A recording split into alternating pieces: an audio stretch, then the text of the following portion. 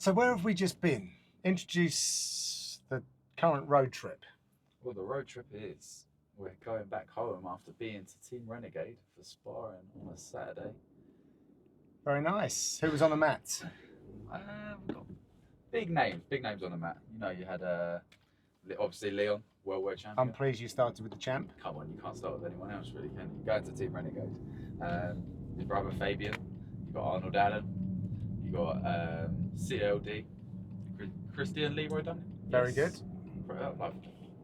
You could be a commentator. I was just about to say I'm in the wrong business.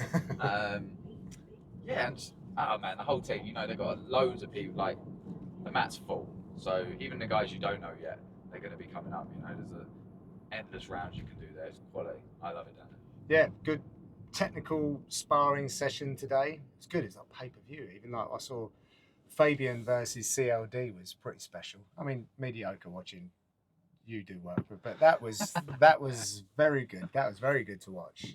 Yeah, stylistically as well, actually, both of them. I didn't obviously watch their round. I was busy doing something, actually training. But yeah, they stylistically both good strikers. So yeah, that'd be a good matchup. What was it like? Good sparring? It was good, yeah. Well, I think Fabian was saying how like at different points in his career he's fought differently and like with a different freedom, but that some of that is brought out by sparring with CLD because he's so dynamic. Yeah. Like, it's really fun and playful. So it's good to see those guys working together. Yeah. But you continue to visit Team Renegade. How did this all come about? Oh, this must have been years ago. It was actually when Leon was fighting Nate Diaz, and we went to their old gym. You actually took me down there. So yeah, it's probably you. Obviously, well, we don't have to. I know you. That's what we were getting at. The conduit they call me. Started. But yeah, no, it was there. Went down to their old gym actually, and I was trying to. Obviously, I was a tall lightweight, and he was fighting Nate Diaz. So we got some rounds in. We got some rounds in there, and ever since really, been very welcoming, letting us down there, letting us train. Can't really complain. I like it down there. And as long as you're not an arsehole, I don't see why you couldn't go down and train with it quite open that way, you know. So I don't think that it's been. Well, when we go back into the history of like UK MMA, it's not that common that people would match share. So it's really positive to see that that's changed in certain areas. I understand why though, because when you're on the local scene, you're all fighting each other. Yeah. That's probably why. Of course. It never was international, you know, it was all like you'd fight. Regional. Yeah, everyone was fighting everyone. So if you were sharing the mat with each other, it'd be pretty silly because you could be fighting them the following week. Yeah. Whereas now we're all on, not all of us, but a big amount of us are all on like the top level, fighting like 9 times out of 10, we're all fighting international. Yeah. It's very unlikely you're fighting each other, you know. It still happens, but very unlikely. So yeah, it's great that we can actually do that and travel and actually train together and help the UK actually grow together. So I enjoy it, to be fair. Rather than packing your bags and going stateside or something like that. Yeah, which Leon's done before, obviously, in the past. I went to Thailand a few times, which I still like. I still like going out there. I bet you do. It's like isolation, nice weather, nice beach. Coconut water. Coconut water and a massage at the beach. It's wow. not bad, you know. Yeah. Living the best life, but very nice too. But knowing that you can go an hour and a half up the road. Yeah. You don't have to get on a plane and go halfway around the world, you know. Yeah, it's for top quality training as well. Like Leon's champion of the world. Yes. You can't really get any better than that. Yeah, and the coaching, like the tips that you're getting. You're a big fan of Joby, aren't you? Yes, yeah, I am, because Ben Whitaker. I've seen his fights, his boxing matches and stuff. And I know that Joby's his coach, so yeah, I'm a fan of Joby, and obviously he's down there taking the sparring sessions. So I think he's got a character, you know, he's got that. Yeah, he does have something about him. It makes it playful and fun, and that's kind of what we all started this for. I understand the fight's serious, but when you can make it playful and fun, but still leveling up your skills, you're probably going to be at your best. Yeah. And that's what he kind of brings out of it. That's what I've noticed when we're down there. It's kind of making jokes, playful, has everyone laughing before you're about to spar each other, so it kind of breaks the ice a little bit. Yeah. So I quite like that. Yeah, because I would imagine there's a little element of, for you even, like just added excitement when we were driving up there. I think you might have said something this morning, maybe in jest, maybe not. Like, I got up extra early this morning, so I knew I was going over to Renegade. Yeah. No, it is. And again, you've known me for however long. You know that I love to train. I love training, pushing myself, and And again, going with guys like at that level, being at that level as well, Yeah. it's so much fun. Like I've got no ego in the fact of winning rounds in the gym over improving my skill set. Yeah. And I put that first really. I always go to Renegade and leave. Don't get me wrong, the rounds aren't easy. They're quite tough rounds, but at this level they all are. Yeah. But I always feel like I've learned something. Yeah. And that's something to, if you can do that at sparring, you're not just knocking the hell out of each other Yeah. and seeing who's tougher. We're all tough, we're fighting at the highest level. Yeah. If you can go to a gym and actually leave there feeling like you've learned something, you know they're doing something right. That's the difference between the guys at the very top, right? Just the approach, the mental approach to the game, and how you then make your preparation accordingly. Like you're not warring with people. It's just like different like levels wars to in the this. gym, and I think again, there's times to go harder. And again, when you're going with like people that are equal level, and you're going harder, it's still controlled. Yeah. Whereas when you're going with someone that's not as skillful, let's say, and they're going rock hard, they throw silly shots, they land in silly places, Yeah. you're going to bust in your knee, your elbow, because they're not actually sure what they're doing. Right. So I feel like at a high level, yes, it can look like you're going hard, but it's still controlled. Like you don't need to, you're not fighting, you know, you're not getting paid in the gym. Yeah, You ain't going to make it to the fight if you have that mentality. Exactly. And I always, every time I've been to Renegade, whether I've lost every round, won a round, it doesn't matter. You know, I always feel like I've learned, and that's the key of why I keep going back. And I'm grateful they're actually happy to have us back. So yeah, no, it is good. No, it's very cool that they keep the doors open, not just the like guys from your team, our team, but others as well, which I've seen down there. But there's a reason why you are going down there at this point. So was some news released this week, finally, because you're a bit impatient to release that news as usual. Jesus Christ. No, I just, once I know, I want, like, that's it. You want to tell the world? Why can't everyone else know? Why do I have to keep these secrets? It's your journey, I'm actually, that's what it is. I'm terrible at keeping secrets. Like, my missus will tell you, I can't lie to save my life.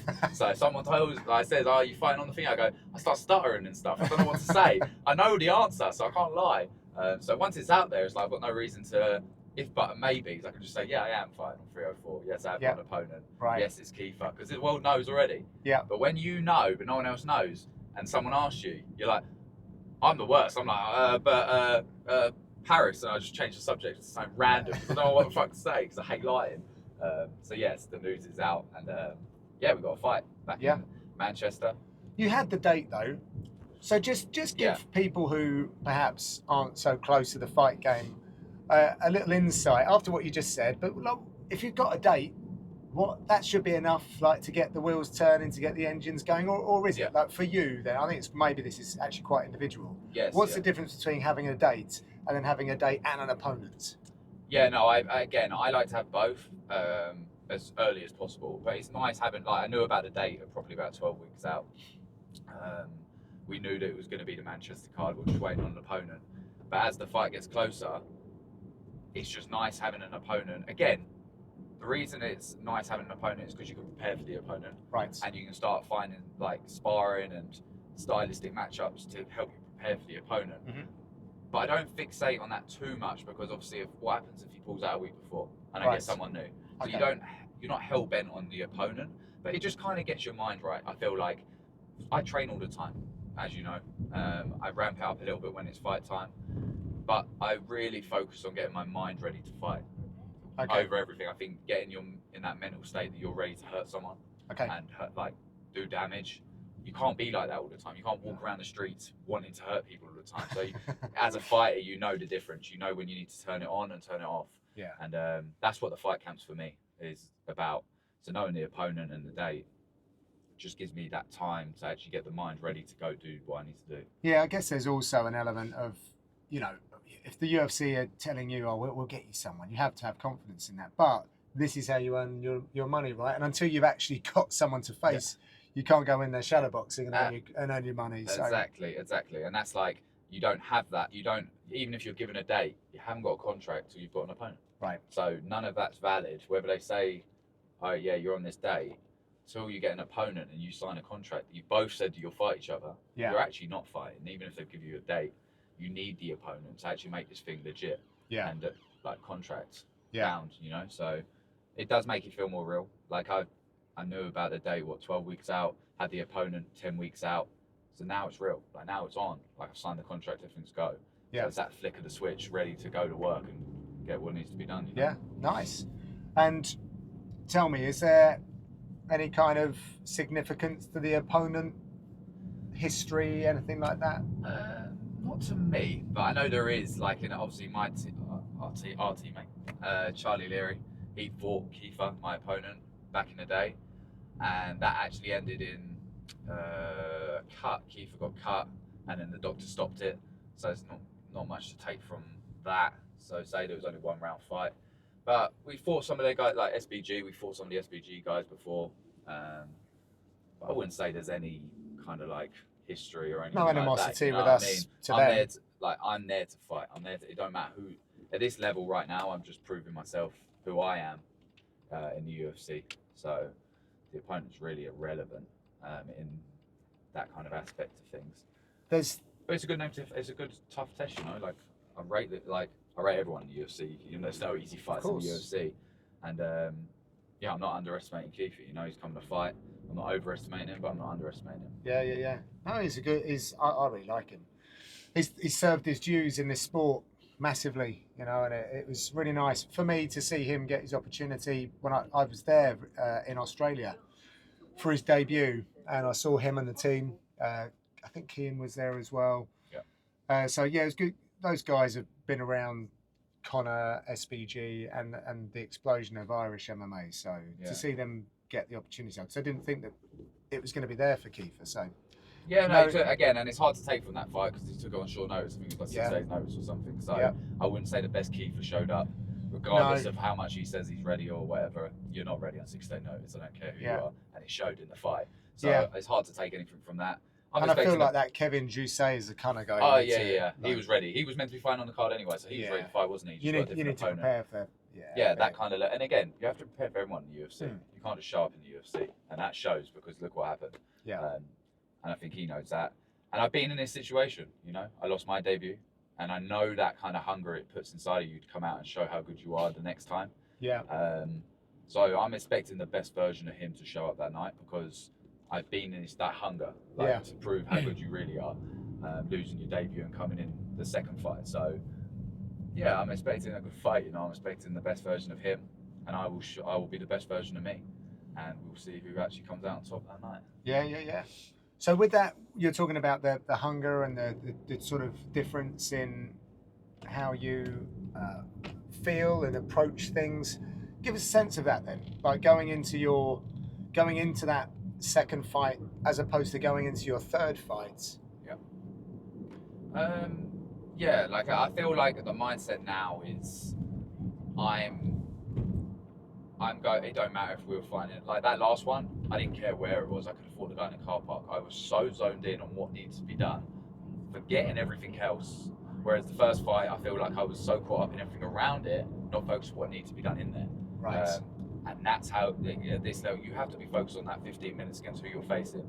Not all the other stuff that comes with the UFC, the media, all that stuff's great, and it only comes if you're winning. You know, none of it matters otherwise. So I've learned to now focus on those 15 minutes. I don't care if we were fighting in the car park or in front of 25,000 people. I'm in there to beat you, that one person who's stepping across from me, by any means necessary, you know. So that's the mindset switch for me.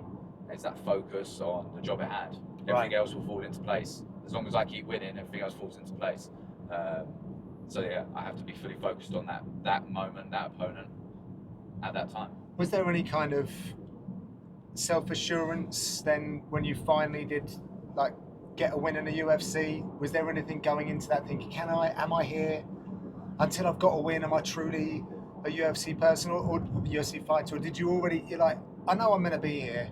I just need to show it. Yeah, I would say the other way. Like, there's a lot of that's the doubts and everything you have going into like coming off a loss. So this is what I mean about like I know what Keith's going through, like how much you want to prove how good you are because maybe you didn't get to show it the first time. But it's all them doubts. And you just got to go do. It's a fight at the end of the day, whether it's at the top level in UFC or back at the other organisation. I thought it's a fight at the end of the day. I think you definitely can get caught up in the whole is the UFC, the brand, everything, which is understandable. It's the pinnacle, it's what you've always worked towards. But you just need to break it. I remember Tom Aspinall talking about it. It's just like he's fighting the opponent, not the occasion. He said something along them lines, and it kind of made sense. I didn't understand it at times, so I actually been in it. Yeah. So seeing that kind of makes you understand what you're actually doing, and the difference. It's no difference to me. I'm kind of focused on each fight, and just whatever comes after that is great. But the only thing that matters is I keep winning. That's all I'm focused on is winning. And actually, I mean, I'm not doing a disservice to any other organisations, but the UFC make the lead up easier than a lot of other places. Oh, definitely. So the pressure that you might get in terms of eyeballs, there's a small offset, I guess, in the fact that, well, coming into this, I know I'm going to get paid a little bit more. Yeah. I know I'm going to get looked after fight week. They're going to support me with my nutritional needs, my weight management, whatever that is. I'm going to have a nice place to stay with the facilities. So all of those bits, and they've got a full crew on the ground available 24/7. Not that I think that you have ever really lent on that kind of stuff, but it's nice to have it. I'm still new. I think once I settle in and I'm settled into the UFC, I think I will start obviously maximising them things. And it definitely is. Like, as much as you act like it's just, like I said before, it's just another fight. The actual fight itself is just another fight. As in, when you're in there and you're fighting someone, it is just another fight. Yeah. Whereas everything else that comes with it, the UFC, the brand, the professionalism of the UFC is 10 times. Like, I've never experienced anything like it in my life. It's incredible. And like you said, every little add-on you get from the UFC, the nutritional side, the physios on fight week, the care that they take of their athletes is the Premier League of MMA, and it shows why they are the Premier League of MMA, UFC. But I meant there's in like the principle of the fight alone. Fuck everything else, the UFC, other organisations, just the fight. Me and someone else is just another fight. Frying them bones. It's just fucking habits. Habits. It's habits. The Americans say, let's go. We say, let's have it. Let's have it. Let's have it. Manchester. Have you been to Manchester before? No. Really? No, I've been to Manchester. I've been to... When you think of Manchester, what do you think? The north. You're such a southerner. Well, the thing is, my dad's from Newcastle. Right, well that is the north. And my mum's from Middlesbrough. So they're proper northerners. Yeah. So I've never been... So you shouldn't... Well, it is up north, to be fair. It is, yeah. So, but I've never actually been up north, even though my parents are both from there, so... Gotcha. The only thing I do think when I think of Manchester is the first thing that comes up is that In-Betweeners movie where it's like, Manchester! Manchester! You're from Manchester? You like Manchester? Yeah, near Manchester. No, you aren't. Shut up, Neil. The birds are loving it. That's what I think. That's the first thing that comes to my head, that kid, and then he pushes him at the pool. That's dear. Manchester. So I was expecting someone like you to say United, City, something like that. I don't follow football. No, I don't, just In-Betweeners movie. Manchester. Yeah, I don't follow any. I know football, but I don't follow anything apart from probably UFC and MMA. Right. So up to Manchester, and a big talking point around our gym and the wider MMA community is the timing. Yeah. Thoughts? Again, I can't. For me, I think I'm going to be like early on. Right. So it's not massive difference. I've fought in other countries at like 1, 2 in the morning. Okay. And I've actually fought most of my career has been abroad. So I've been in these different time zones and stuff. Yeah. This will be the first time being late in your hometown, which is obviously the problem everyone's having. Yeah. But for the fighter alone, it's just we adjust. There's no reason why I can't. Again, it's not easy, but there's no reason why I can't get up at 1 in the morning or whatever time I've got to train.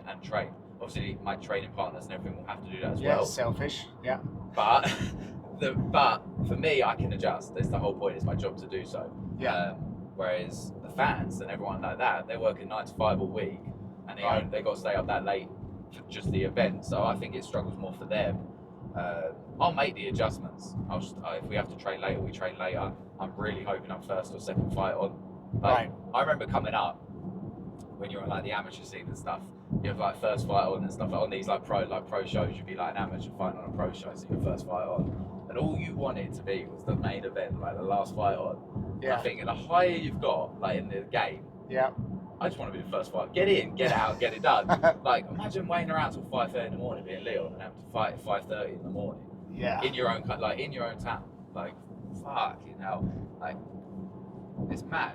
Have you heard any rumours about how the rest of the guys at Team Renegade are going to be doing things? I think everyone's still trying to figure it out. I think we're that far out now, 9 weeks, that everyone's still trying to figure it out.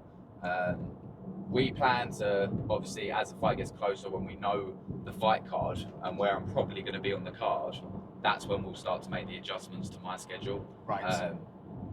Probably, like I said, if I'm on at 11:30, 12, let's say, or whatever time it is, we'll work out at that time. So we'll put an extra session in, or my evening session will be a later session. Okay. And I'll just work out at that time. Probably about 3 weeks out, but again, I think everyone's still trying to figure out actually what the best way to do it is. Yeah. Do you think you'll take no, it's different because you're on at different times, but are you guys now looking at your Tom Aspinalls and your Leons and like, oh, how are they doing it? Yeah. And maybe I'll take that blueprint. Yeah, I definitely take notes from. They're the ones that are getting all the resources right now, and the access to the. Yeah, like I've watched all their interviews. So, like, trust me, I see Paddy. What's Paddy saying? He's saying I think he's going to do it closer to the fight. They're going to figure out. It feels like everyone that I've watched, Tom Aspinall, Leon in an interview, everyone I've seen do interviews. Okay. I feel like they're finding out now. We're 9 weeks out what they're going to do. Yeah. Like I remember Leon saying he's going to speak to a sleep specialist, and then I see Tom Aspinall saying he was going to ask Leon, and I see Pat, and I'm like, no one actually knows. I think at the end of it, we're just going to get out and fucking fight. What time we got to get out and fight? But I know that I'm not in the same situation as them. You think they're 3 in the morning main card, and that goes on till 5:30, so they really need to make adjustments. Yeah. I thought probably like a few of my fights have been 11:30, 12. That's a normal kind of main card on the local scene, or probably if that was actually a normal time, Leon would probably be fine about 11:30. Yes. If that was a normal kind of event. So for me, it's not dramatic. So yeah, when I take notes from everyone and everything, you know. Yeah. Not that I do what they do. I just take notes and see if you never stop learning. Never stop learning and see what others are doing. Especially you learn from people that are doing better than you. You know, like I want to be in Leon's shoes one day, like a champion of the world. So why not take the advantage of asking questions or learning little bits from him? So. Yeah, no, I think everyone's still figuring it out. I don't think anyone's making adjustments now. I'll be very surprised, like 9 weeks out, you'll be sleeping, you'll be like a vampire. By the time the fight comes, you'll be fucking vampire. It'll be hard to live that long nocturnally. Yeah, I know they're saying about some people going to America and like do your training camp in America, but you'll still have issues doing that. I think Ariel Helwani said that, and because you're on Vegas time, but you still get jet lag from traveling there, traveling back. Then fight weeks, like you're going to be at our daytime. Yes. And you're going to be sleeping during the day and then up through the night. And if you've got weight management, flights have to, that factors in. It'd be interesting. The only person I would actually ask, or I would love to have the opportunity, I don't, but I know like Tom Aspinall has a relationship with him and stuff. It's Lars Bisping. He's done it. Yeah. If I'm not mistaken, he done Manchester before. Yeah. And he was on that time. Yeah. He knows. Yeah. So it'd be very interesting to see what he would say. Well, there are actually quite a few guys. I think Danny Roberts fought on that card off the top of my head. Is there anyone we can ask? Come on, you know some people. Well, I can ask Bisping. I'll see what he's at. That will come out. That will come out soon anyway, I think. But again, he was main event, right? So he would have been on 5:30 in the morning. Just to see, like again, I'm listening to Leon and that. I'm not on the same time as they are, but you just get an idea. Yes. It's not like I want to spit out who was second on that card back then and what did they do? Because everything's like individual. The other thing I would say is reach out to the PI, because I remember when we were in Abu Dhabi and at Fight Island and we had fights going on at all sorts of times, they put a program together for the athletes. They had a booklet and they spoke about the supplements you would need, i.e. melatonin, when to take it, when to schedule your training, when to eat, and how to shift it all around to make it work for you. So the UFC PI is there for you guys to support your athletic needs, right? Yeah. So I reckon take your initiative, reach out to the PI and say I'm likely on between 11 and midnight, and what do you reckon? How much should or shouldn't I change up my training? and I'm quite lucky. I've got a little direct line into Dean Hammersinger. If we can do it that way. I hadn't thought about that until you just asked the question. Yeah. So You know, what's the worst that someone said? They say no, or they'll they probably give have you, data. Yeah, or if it might not work for me, but again, it's worth asking at this point. We're 9 weeks out, we can find out something. And again, I think it's, at the end of the day, we're going to get up and fight. I just think if you can get those little 1% advantages, you're going to find them, aren't you? Yeah. So were you hoping to have had this kind of frequency this year? Yeah, I wanted to be a bit earlier than July, to be honest. I thought January. I wanted to fight earlier than July. Okay. But it is what it is. If they weren't coming to the UK in July, I probably would have fought earlier. Yeah. But the fact that it's like I was looking to fight like May time. Yeah. And they're like, we're coming to Manchester in July. The fact they're coming to your hometown a couple of months after, that's probably why I've been delayed a little bit. And I'm not in a situation I get to call my shots. You know, I'm still trying to make a name for myself. So I'm not in a situation I can go, no, I want this. You got to prove yourself first. So so they have to offer you 3 fights a year, right? Yes. So this will be the second fight offered, and then the next one.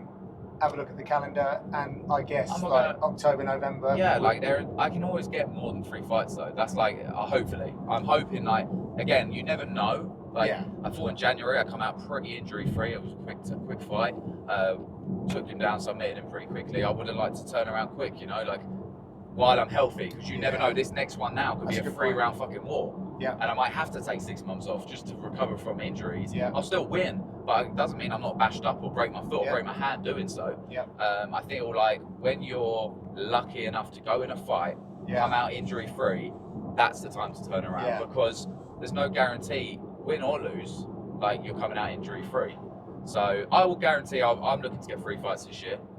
But they have to offer you those, right? You just need to hopefully work with your schedule. But I'm really hoping I can get, I wouldn't mind getting around to, you know what I mean? If I'm healthy, if I come out of this one the same as I did the last one, healthy, I want to go again. Yeah. Don't put me on the sidelines, because at the end of it, I know it's easier said than done, and there's a lot of people to worry about. Yeah, they've got a plan, haven't they? Yeah, depending on where they go in the world, it would make sense for you to fight here rather than back in Louisville or something like that. Yeah, but at the end of the day, I like travelling. It's what I've done. I like travelling the world and fighting. So it's not you fight in the UK is better for you. Is it better for me? Right. I'm not going to lie. I've done pretty well fighting abroad, fighting in people's backyards. Yeah, your record's better away. Yeah. Exactly. So is it better for me, hometown advantage? If you looked at my record, you'd say no. Okay. I'm not saying it really matters to me. Yeah, but superstitious in that way. Yeah, but it doesn't bother me. Travelling, you want to fight here? All right, yes, set the flights, I'm good to go. Yeah. That's normal to me, really. Yeah. But it is what it is. Like you said, they're entitled to give me 3 fights this year. I'll get 3 fights this year. If I get three wins this year, it would be a great year, and I plan on doing so. But the main focus is July now. Nothing really matters till after I win on July 27th. Single focus. Yeah. So apart from your association with Renegade and doing a few bits there, what else are you entertaining this camp that might be slightly different? This camp, nothing really. Now that you're Sam. Yeah, now that it's like welterweight Sam. Yeah. So this is you're feeling yourself a little bit better. Yeah. I guess you know what the body is more capable of or less capable of. I'm not sure. Well, let's start with that, and then we'll go on to maybe how that's affected your training. Yeah. Now that you are bona fide welterweight, rather than I've just done a couple of months and changed, although I think your body was ready for it. Yeah. But what are you noticing physically? I am just a better athlete. I am an athlete now. Before, don't get me wrong, I was healthy and fit and I could fight, but I feel like I'm actually becoming a professional athlete. I feel like I'm hitting numbers I never used to be able to hit. My general life everything is just gone up a level. When you say numbers, what are you? Like my strength conditioning. Okay. I'm lifting heavier. I know I've gone up a weight class, so technically I'm bigger. Right. I would never get any close to the numbers I'm hitting now. I'm lifting double my body weight, comfy, comfy, and I truly believe that's lifting. Hex bar deadlifts. Again, lift pull-ups, the silly things like weighted pull-ups and stuff. I'm 25 kg lifting on top of me. Really? I know. Trust me, I had the same shock. I know. How many? Reps of 3 reps. Holy shit. Yeah, with 25 kilo. But all these I never was able to do none of this before. Right. I didn't realise how much I was athletic, and I was young, so I I was always doing stuff, and I could fight. So Yeah. I really believe I'm becoming like more of an athlete now, with all the muscle, with the athleticism, and my personal life. Everything is so much better. Like, I'm a better person to be around. Right. Closer the fight gets, during fight camp. Don't get me wrong, I had my days. I'm tired. I train my ass off. I train probably just as hard, actually, like compared to what I did at lightweight. I train just as hard. Like, nothing in that size changed, but I fuel correctly. Yeah. So I'm not literally depleted when I'm like, I've got energy to train and that's it. I can't talk to anyone because I've got no energy and I need to rest because I've got to go do it again. Yeah. I can actually have a life. I have a partner. I'm probably better around my family. I didn't realise any of that when I was doing it. You know, I just trained when I slept, so I had to train again because that's all the energy I had. And now, I think that's due to the fueling and stuff. I'm probably fueling a lot better. I probably eat better now at welterweight when I can eat worse. Let's say my weight's good that I can have a piece of cake. Let's say. Yeah. I barely eat cake or crab now at welterweight than I ever did. Because you're satiated by decent food. Yes, because I'm fueled the whole time. I'm not starving my body, so it's craving sugars and shit food. Gotcha. At the weekend and stuff. I am fit. I probably So that's what I need to do. Eat more. Get wham. That's what you need to get. Just hench. Yeah. Sign to the UFC. Yeah. Couple of fights under your belt. You're good. Don't worry. Exactly. No, but it's a massive difference. You ask my partner or anyone that I'm with, I'm such a better person to be around. Especially if I get close. She did say you're a bit of a wanker. I was a wanker, trust me. And the thing is, she put up with it. Like, we didn't know any different. But you only notice when things change. Yeah, of course. Like, now it's like that. It's like, fucking hell, you really were a wanker back then. But you wouldn't have thought it at the time, you know what I mean? Like, that's it. How things change, but I love it. Like, I fell back in love with the sport again. Right. Towards the end of my lightweight career, not that I didn't love the sport, I just hated the weight cut and the fucking diet and everything. It was ridiculous. I wanted that to be over so I could fight. And you brave-faced it, to be fair. You didn't really let it in. No, and I've always been quite emotionless with things like that anyway. So I kind of just got on with it. All you fighters do. Yeah. You know, fighters. Yeah. This is what we do. This is what he did. This is what she did. We're all in it together. Let's suffer. Yeah, but that ain't the right way. When you realise the other side of the coin, not always. I don't think at any point you should be suffering like I was to make lightweight. But what benefit? Yeah. Well, I'm glad you made the move. Oh, so am I. With the plan. Sorry, just adjusting things here for the sunlight. Who's putting together your plans now that's seeing you get these new goals met? Well, my strength and conditioning, the UFC handle that. Right. I let them handle that. Dave puts in on that as well, though. Okay, of course. How different is it to have the input from the UFC? Do you know what? I'm a creature of like routine and structure, as you know. But I work better when I've got a schedule, like a routine or a schedule to follow. I can't just go in the gym and lift a little bit today. I work better. Chest and buys? Bit of buys and tries for the weekend, like you do. But I can't just do that. It's not working. I need to have a plan. Whether that plan leads to nothing, I don't care. Obviously I care, but I mean I don't. I know what you're saying. I'd rather have a structure, and I'll go in and do that. Trust not have structure, a structure, you know, like a plan. So the UFC are handling my strength and conditioning with like little additions and stuff that Dave wants me to do. Dave being my head coach that covers everything. I plan most of my schedule. Dave oversees it. If he thinks I should put something in, take something out, you train like an idiot, take this out. You don't need to train this hard or do this much. Dave's never had to tell me to come in. Let's just put it like that. He's never told me, Sam, why are you not training? Right. It's always been the other way around. Sam, go fucking chill for a little bit. Yeah. So that's one side that I think Dave trusts me to kind of schedule my stuff. Yeah. He knows I'm not going to be just slacking off or I'll take tonight off. And it works well, especially having the UFC handle my stuff. You can just put the trust in them. Yeah. They're working with the best athletes in the world, so you can't. They got the follow data, really, right? You know what I mean? So, as far as that goes, everything's kind of in place. This is probably the easiest it's been, where I don't have to do it all myself. Yeah. Or Dave doesn't have to do it all for me, you know? Nice. So, it's lovely. You mentioned personal life as well. I know that you said your general mood being good around people, but how's everything else trending now that you're, settling into UFC fighter life? Yeah, good. I turned 28 in April, and as soon as I turned 28, me and my missus bought a place. So I felt like I've become an adult straight away. It all just went out. It all went a bit crazy. Things changed now. Yeah, very quickly. So I hit 28 and I just got out of bed different. I was like, oh, my back. But yeah, no, bought a property with my missus. We've always wanted to do kind of like an investment, buy a couple of properties. So when I finish fighting, I've actually got something to fall back, like not fall back on, but I've got something in place that I don't have to fight till I'm bloody 50. You know, like I can have other avenues. So property was always an idea, and we started that process. You know, we bought a little place for us to move into for a few years, pay it off, hopefully, and then move on from there. As long as everything goes well and we keep doing what we're doing and growing together. Yeah. There's no reason why we can't do that. So, yeah, turned 28, bought a property, feel like an adult. Very good. Yeah, I start figuring out how to use a washing machine. And do you know when you're moving in?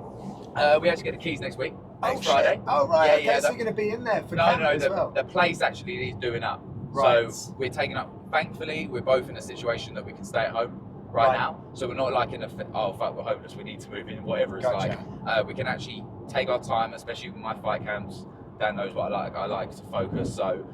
OCD maybe a little bit. Sam, can you miss this training session? No fucking way. And that would never be the case, you know. I never take away from training for anything. So we'll work on it on Sundays, little by little, do the place up. We're not in any rush. Our aim is useful with a drill and a paintbrush? Hey, I've been a bit handy, you know. I know I was always fighting, but I worked 7 days a week before this. Didn't you do some like data cabling? I was a security engineer. I could have been a security engineer. Do you know what that is? It's not great, don't worry. Pull cables in for surveillance. Yeah, literally. I was just a cable runner. That's what I used to do. But I, security engineer, just installing like CCTV for like companies in London and stuff. Okay. So I didn't love that. I was a cocktail barman. I was good at that. I fucking love that. Yeah. But now I'm 28. I can't imagine loving it now. Right. Because you're so old. I've done the old jobs, paint and decorating. My dad was paint decorating. Yeah. Oh, was he? Paint and decorating. Right. So I kind of went down that avenue. Spent my summer holidays. I've always worked. I always tried to make money. Yeah. So yeah, I'm pretty handy. My missus is probably better than me. I'm not gonna lie. She's good at painting and decorating for sure. She's got that down. So I'll probably be the muscle. She'll be the skill. Yeah. So if she needs something moving, I move it. She does it. Yeah. But yeah, we're not rushing. So we're just gonna do that. As again, she's got her business, I've got mine. Yeah. So we're gonna take our time. But yeah, we'll get the keys next week and start that process, and hopefully by the end of the year, I'm looking to have my first Christmas in my own place. Oh, well, you are giving yourself some time. Yeah, we don't want to rush. I'm not putting stress or pressure on top of myself, on top of already fighting. Fighting's enough stress as it is. Yeah. You know, obviously if it's earlier, great, but I'm not looking to put that kind of date on it where I'm starting to panic and pressure myself or stress myself out. Yeah. When I've got to deal with fighting someone. Yeah. Nice. Very cool. No, it's always good to see. Just get little. It's just jumping forward in life, right? It's not just progression of life as well. Yeah, not just your professional career, but it's important to start hitting other notes in life, right? And just realise that you're not just a fighter. You know, you are more than just a fighter. Yeah. Like sometimes as a fighter, you get caught up in just that's all you're known for. Yeah. And that's what you become. Where you actually can have so much more. You know, an actual life outside of fighting. Yeah. Like this is such a short window if we're talking being serious. Like 30, let's say 36. It's all said and done. Yeah. So what about after that? 8 years, and that will soon fucking pass. So you got to have like other avenues or other things and a life outside of it to move on to. And I have that, thankfully. Yeah. So 8 years. How many fights have you had now? Oh fucking hell. 14, is it? Yeah, 14 pros and about 7 amateur fights. 14 pros. So what's that? 3, 8, 24. So yeah, it could be knocking on 50 fights, then hang it up. I don't know. The thing is, I'll do as many fights as it is. Yeah. I always said I would like to retire at 36. I started competing when I was 16. So I've always said 20 years of competition, active as in like the whole life. I've been disciplined since I was 16. Not this kind of on-off. I've been on. So 20 years, I've always said 36, I'd like to be retired. But again, if I'm like champion of the world at 36, making big money, big fights, big money, I'll probably carry on for it. It all depends on my body, how much that holds up. I just don't want to be punch drunk. That's my biggest. I don't want to give my leave this sport and leave a bit of me behind, like that kind of like life, you know. So that's my main kind of thing. It's all fun and games now because I'm young, healthy, good looking. So we'll leave that there. And the aim is 36, but again, play it by ear. We don't know. Yeah. Who are you enjoying watching at the moment?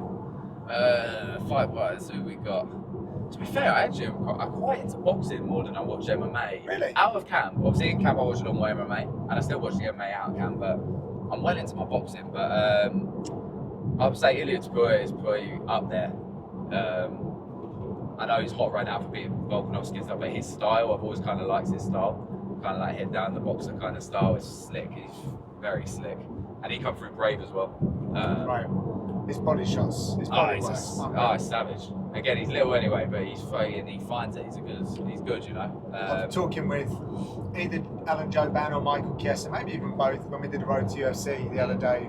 And there was a couple of guys that were going to the body. Yeah.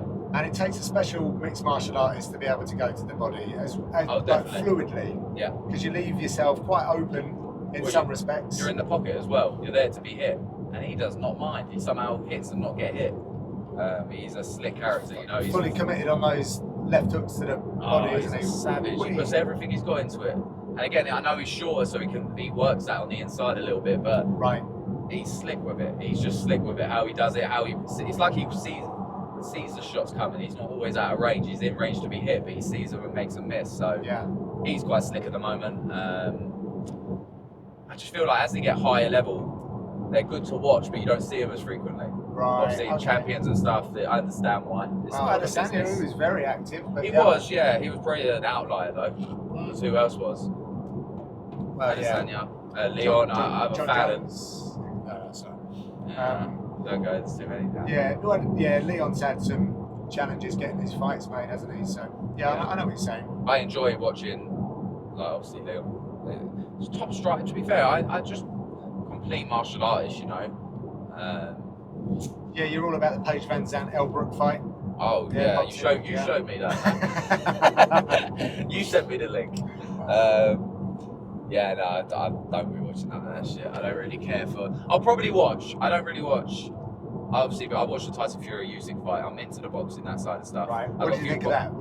Oh, great fight. Right. Oh, I can't even lie. That. Yeah, apart from that 9th round, if that carried on how it was, I would have been happy with a draw. It was so back and forth.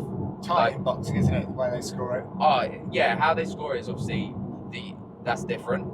But the fight itself, when I was watching it, I was like, fucking hell, Tyson's doing great. Oh, Usyk's coming back. It was so equally matched. It was brilliant. Yeah. And the only difference was that 9th round when he put it. Oh my god, he took some licks, and he didn't want to go down. To be fair, did he?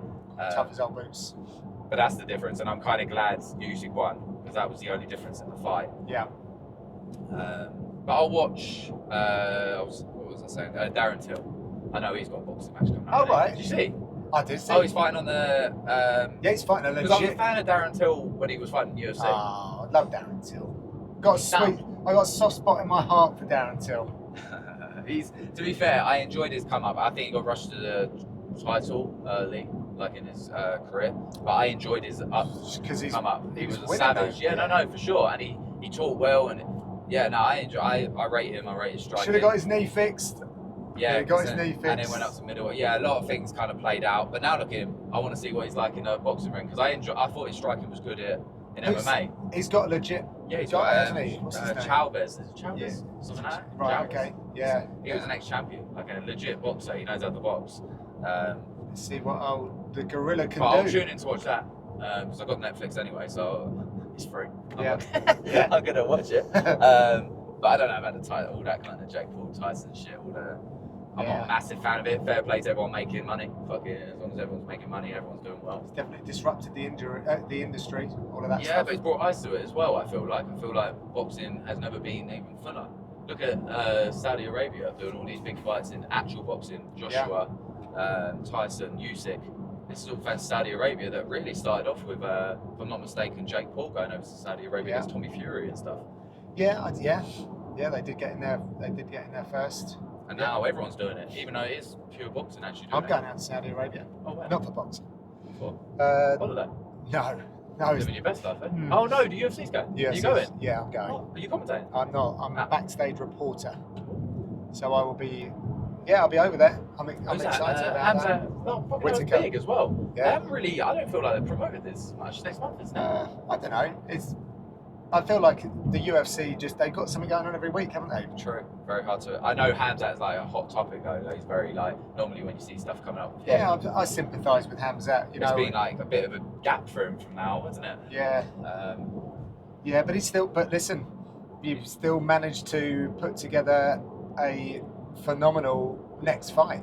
Despite his activity levels, he's right there and he's facing Robert Whittaker, who, I mean, potential Hall of Famer, you know, Definitely. like just unbelievable, and he's just still going high level, Yeah. still getting big wins as well. Yeah, who did Robert Whittaker just fight and win? Paulo Costa, was it? Yeah. Yeah, and now he's fighting Hamzat's come in and yeah, it's a good name, and I think ex-champion. I think that puts him in line for whether it's a title shot next or depending on who's got the title. Yeah.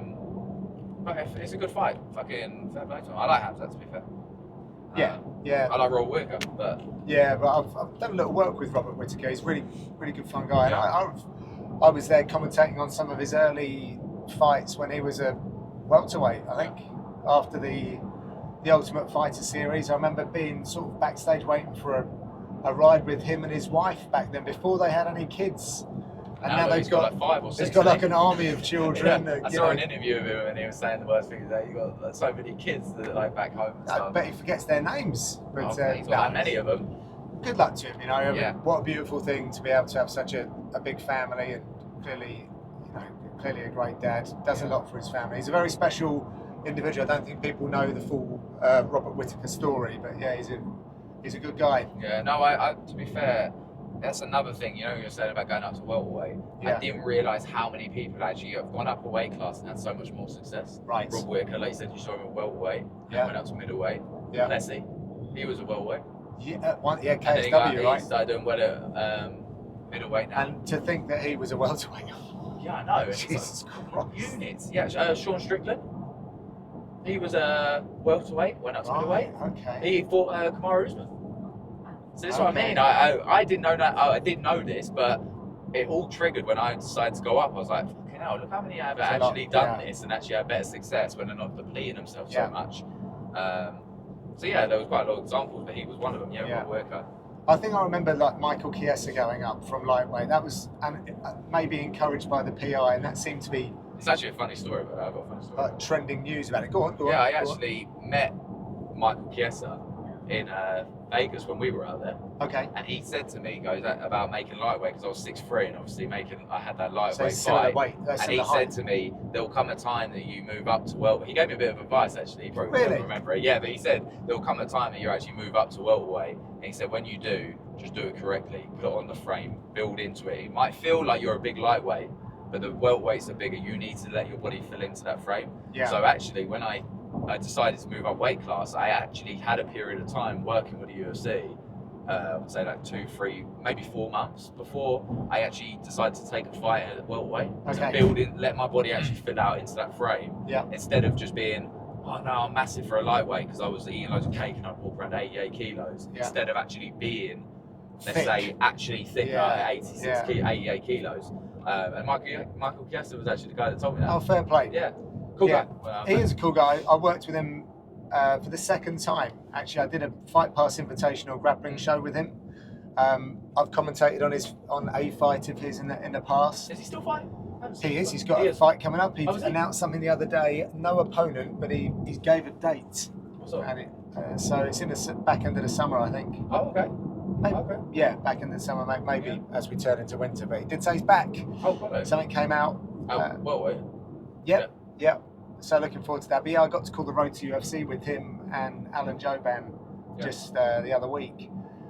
And I'm jealous of these multi-talented individuals here. You know, those guys, Paul Feder, but obviously all of the analysts at the UFC. But yeah, definitely Chiesa and Joban have got they got the art form of commentary down. They are really, really good. And it's nice to hear. He doesn't do any of the. Sorry to cut you off. He doesn't do any of the like the shows, like the Apex, or has he done any of them? So what he does, he's never commentated for the UFC, Okay. but he's on the desk a lot. Oh yes, yeah. He does all the After desk this one, shows. I've Yeah, seen so that, Alan's been doing that. So they got quite a few reps doing that. Oh, cool. But it's really nice to hear, like a guy who's finding his feet in the UFC has had a positive experience with a more seasoned veteran who, without any association, has approached them and given some advice to help them along. I think that's a credit to Chiesa. Yeah, no, it was a cool match. And again, for me, I was Of like a fan course. that time when we went out in Vegas. Oh my god, walking around seeing Zhang Wei Li or whatever, she did a good job after the fight. Right. Mate, I'm like fanboying out. I was trying to play it cool, but shit, me. And then Chiesa, it's like, it's weird that you watch, especially then. It's getting a bit more normal now because I'm around them more often. Yeah. But that first time was like, one, we're in Vegas, so it's like, wow, I'm in fucking Las Vegas. But two, it's like being around these people. All you've seen them on is TV. Yeah. You've only seen them on TV. So when you see them in person, it's kind of like that. Shit. And then when they're talking to you like you're a normal person, you realise they're normal, and then it's like, oh shit, this is cool. Yeah. Like, and you start getting used to it because you're around them more often. Yeah. So yeah, man, fair play to it. I'll never forget that. I didn't tell you that story, but Yeah, that was no, that's cool. Yeah, it's cool. Very good. And before we turn the cameras off, like, what's the response been like here? I know it's only early, it's been like a week or so, but just generally, maybe a little bit of this post-celebration of your win to then coming into this next fight. If I'm trying to get an indication of where UK mixed martial arts is at the highest end, like what's the activity level like and the recognition from media and fans for you? Yeah, I would say, definitely when you win, everyone kind of like approaches you easier. I wouldn't say, but I would celebrates say, the win with you. yeah, because it's easier to make conversation as well. Like, you know, if like You're I lost right my debut. I fucking hate speaking to people after You know what I mean? I don't know what to say. Yeah, so you imagine, and you're crushing. around fighters all the time. So Yeah. you imagine like the odd fan that's just seen you and wants to come over and say like, oh, how are you? But the only conversation they can have is about your fight, and if you've just lost that fight. So after my loss, I could tell people were recognised, but like, you know, you'd say, I don't know if it was just my ears or they were actually recognising me. I don't know, but it looked like it weren't, but they don't know what to say because they're really talking to you about a negative experience. Yeah, So that's a good point. it was a big difference when I won. Yeah. Because everyone comes over to you without a blink of think, right? Because they know it's a positive talk. Yeah. So when you approach someone about a negative or a positive, it's very different interaction. Yeah. And I would say once I won in the UFC, one, I felt like a UFC fighter. Okay. But two, I would say the fans and people around, like just normal people in the gym or anything, were so much more like easily coming up to me. It freed up everyone. Yeah, everyone would Yeah. come over like, oh, Sam up, and then picture, especially in Toronto. Me and Dan stayed for a couple of days after, Okay. and I felt like a celebrity. I didn't want to come home at one point. I felt like a celebrity. People coming over while we were eating food. People coming over after for pictures, and then they're giving us cool. like free food because I was like, Wow. what? Trust me, when they're giving free food, I've got northern parents, yeah. And free you beat food, one you of their turn down guys. Nothing, and I beat one of their guys. What's that about? So Are you sure? Did you have a nearly bad didn't- tummy? I nearly didn't come home. So yeah, no, the experience is always. I understand it. Like, I understand and I noticed it when you win and when you lose. It's the approach. Again, I find it hard. If someone's lost, it's very hard to. And I know the people personally, You've or been through it, you felt it. it's Yeah. hard. So it's hard Yeah. to approach that conversation. So you know the difference. But that's probably it, really. And now the build up to this one, I'm definitely, I would say, getting noticed more. Okay. People from fans, media. But the main focus for me is definitely the fight. All that other outside Of course. stuff is secondary to me. Yeah. I'm just interested to No, know for sure. with you guys how you're feeling like the sport is growing and the level of attention. You've just been invited on to TalkSport, right? Yeah, I've had a message from TalkSport about going That's on. good. That would be cool. That's another, and I'll do things like that. I feel like you have to value your time a little bit when it comes to, because you get. I didn't realise on Instagram how many like people are in my requests asking for, and I don't even know these media outlets or Yeah. if they are media outlets or it's just someone wanting to talk. Yeah. And you have to start value. And I saw Adesanya talk about this. I'm not It's on hard. Adesanya's level. I'm just saying, like, he got it where you start having to value, realising you can say no. Yep. And that is something that, as you get bigger, or as I get bigger, I've took experiences or notes from other people. Yeah. Some advice I may give on this one is, after speaking with some people, that you've got to be true to your fight camp, and people do understand if Ariel Helwani calls you up or TalkSport. Yeah. You know, that's a little different. Yeah. To if I was to call someone up with a new podcast or something like that. So Yeah. I think there's a respect of a pecking order. But what you can say is, look, you know, you can appreciate this is fight camp and I'm really dedicating my time. I would love to come on after. Yeah. And then if they really truly want to speak to you, Yeah. they'll have you on after. Yeah. When Yeah. you know, and then that's also a little test to see how committed everyone is. Yeah. There's a podcast starting up every day at the moment. Yeah, exactly. And then it's like everyone wants you to be on. It's because you've got like a base. You've got like you're somebody to some people. Like with a UFC fight coming up, Yeah. you have got like you're not just a normal person, so to speak. You're actually Yeah. in the public eye. So it's just understanding you can say no. Like it's not necessarily a bad thing, like a negative thing to say no. Sometimes you've got to value your own time. Yeah. And I'm nowhere near that kind of high level like Adesanya or anyone. Yeah. But I took notes from that, thinking actually no. like to realise that you can say no, and it's actually so there is no's you take from everyone. I take from everyone. Yeah. And I assume that media leading up to this fight's going to be big again, but I will put my fight camp and my value, my time, Of course. more than doing podcasts and interviews. Yeah, you know? yeah. You got to do the balance though. You got to get. But you this gotta is get sometimes you get people that just catch you off guard. There you pull out go. a camera on you, offer to take you to Birmingham and pull out a Hey, camera. Listen, nothing in this life is Hey, for free. This guy catched me, caught me out quick. I've heard about people doing this, and I used Now to look. say, "Look at those Look. bastards!" Oh, so you can't be doing that to I the can't fighters. believe Now that look. they're doing it, and here we are. Here we are. Brilliant. Shotgun with Gooden. Shotgun with Gooden, episode 1. I'll trap you in the car. I'll take you around a block. I have and no then we'll choice. get I've got nowhere getting home otherwise, so I'm in it. I'll get you to spill the beans one This way is or how the you should do other. it from now on. Don't tell people about the interview. Just like you clip take a them mic far on. away from their home. The only way they're getting back is if they're on the camera. There I is. think it's smart. That wasn't the design. Let me share. They Yeah. will remain nameless, but let me just tell you, there was someone that I was very close to in the MMA space, who was invited into someone else's car for a different reason, and that person essentially locked the doors and started driving. And then my friend was like, "What is going on here?" And all of a sudden, he's in the throes of a big old interview. Cheeky, but effective. Hey, look at us now.